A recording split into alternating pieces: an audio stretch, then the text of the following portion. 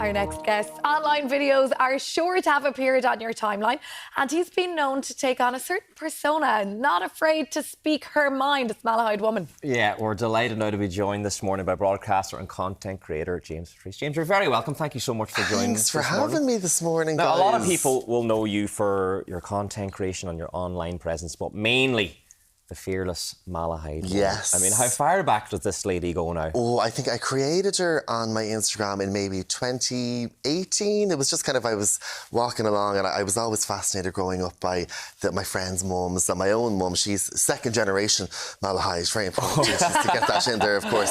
And I just thought they were all so glamorous and so fabulous. I remember one of my friends in particular, her mum, she played tennis, but I don't think I ever actually saw her play tennis. But she used to carry the racket on the back.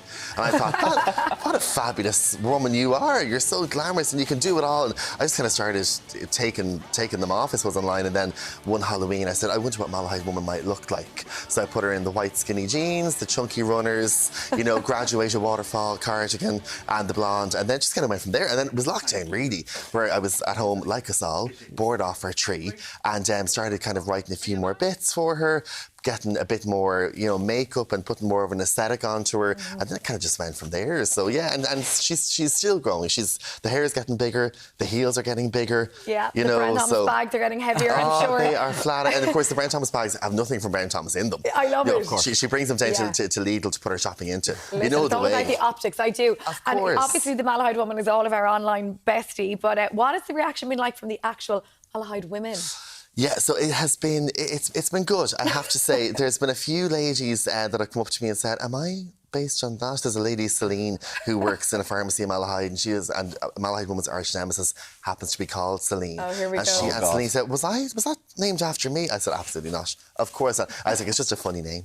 You know, so Well, you also use Declan as the husband. I'm married to Declan, and I'm like, oh, why Declan's not like that? No, of course. You see, Declan is a figment of the imagination. I suppose that's why I haven't named Malahide woman yet, because I want her to, I know what her name is, but I would like everyone, I couldn't possibly, Louise. But you know. That's for future, you know what I mean? But yeah, it's not that much of a secret. But I suppose I want everyone to kind of relate to her, because people will say to me, oh, I have Ballincollig woman, I have Mulhudred woman. So I'm like, I want her to be a bit more, you know, provincial, shall we say. She covers all of Ireland, yes. Okay. She's a national woman. She is, yes. She's going from the streets of Malahide back to the stage again. Yeah. Cinderella rides again. We are riding again. Yes, we can't wait. I have to say, this maybe not for the kids. This is the show. No. So we have our adult panto. We've actually, a second date has gone on sale this morning. It's on the 3rd of January in the 3 Olympia Theatre. So it's Cinderella. And I suppose, because I do, of course, the normal 3 Olympia panto as well. This year it's Ollie Goes to Oz. But they do a late night one too. So it's about Cinderella, but it's Cinderella. So it's myself, Ryan Andrews, Al Porter, Mr. Pussy, Davina Devine, an amazing cast, and it's honestly just so much fun. We did it last year, and when the show finished, we all kind of said, okay, we didn't follow the script. I don't know if we did half of the numbers, but the audience loved it anyway, so they said, we'll do it again. So it's a great night out, I suppose, for adults, because, of course, the panto is, of course, for our amazing kids that show up, and for some of the adults, too. There's always a joke in there for them, but the late night one is just for the adults, and Malahide woman is there. It's Tashi Saistan and Louise. Well, we love to see you on the stage, and you're very comfortable always performing. But is it true that you were actually quite shy as a kid, James? Super shy. I really was. Yeah, I mean, I think I was painfully shy. I remember when I was about 5, my parents put me into speech and drama, because my sister, she's 5 years older than me, and she was the total opposite, and she loved speech and drama and music, and they said, okay, well, maybe we'll see if that gets James to get a little bit more confidence in himself, and it certainly did. And I suppose it's what I'd always say to anyone, you know, at any stage of life, you know, if your kids might be a little bit shy, put them into speech and drama. Even if you're older and you find, you know, that you're struggling with chatting to people or whatever, I always say, join your musical society, join something local and put yourself out there, and you'll find that I think I got confidence in playing other people. Because, you know, you'll get up there and you'll do something outrageous on stage, and someone will say, fair play to you for doing that. And I'll say, oh, look, it wasn't me. What are you talking about? And then from that, I suppose, you get that kind of inner gutso to kind of get out there and do it. So yeah, it was a great thing that I did, and it certainly gave me the confidence that I needed. And then there was no looking back. Yeah. No, I can't shut up. Anytime I've met anywhere, I feel like that person's always been the way they are right now. You ooze confidence, you sort of light up when you walk in. Do you think? Sure, faking it half the time, guys. That's half the battle. That's all we can do. Yeah. Yes, We're seeing a shift almost, especially with the likes of social media, that so many more people are coming out of their shells and being honest about what they love to do and stuff. Yes. Do you think that's brought a lot of confidence to maybe the youth of today, that compared to maybe when we were growing up? Definitely, I really do think so, because, and even it's like, you might get messages from young people, I'm sure you get them yourselves, guys, where they say, oh, I'd love to get into TV, I'd love to get into acting. And I remember when I was growing up, it was always like a closed door kind of, and you say, oh, if you don't know someone, you're not going to get an audition, you won't see anything.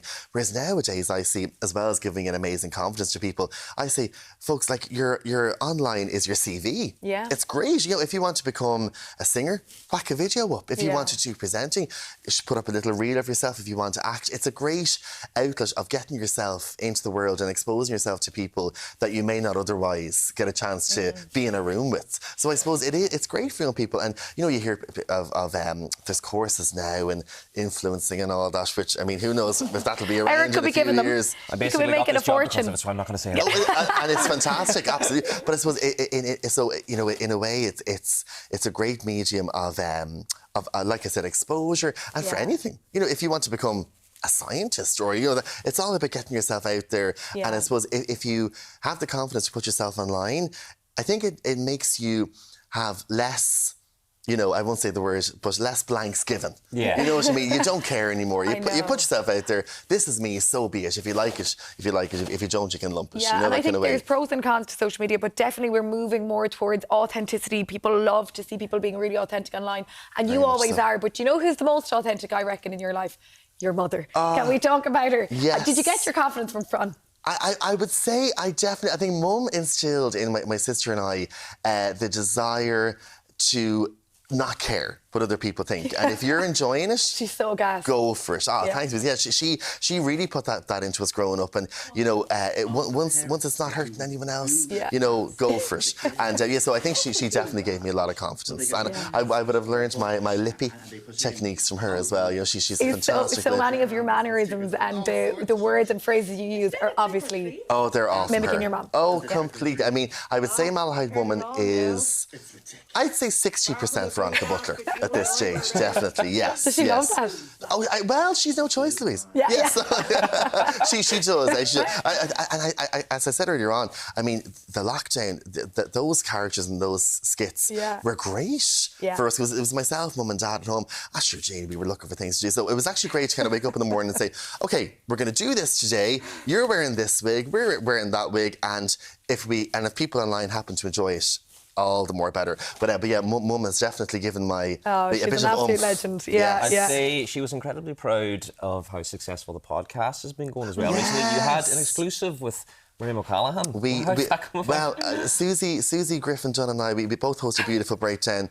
We didn't think we'd start a national conversation. Well, this guys. is it. It was bonkers. So the lovely Miriam O'Callaghan, it was her first ever podcast to do. We were thrilled. We don't know how we got it, but we did anyway. And she revealed that she gets her eye makeup done for prime time on a Tuesday in the RTE studios, and she doesn't get it touched up until the following Tuesday, which people seem to be quite enamoured by, and slightly horrified, but mainly enamoured. But she told us it's totally doable. So if you get the lashes just right, you know yourself, Louise. If you're having a good day as well. Oh, Eric, you're in band once a week for the entire week. Yes, like of course. And I do think as well, maybe our generation, we're so obsessed with skincare and all of that. My sister got married back in March, and my mother got 3 days out of the smoky eye.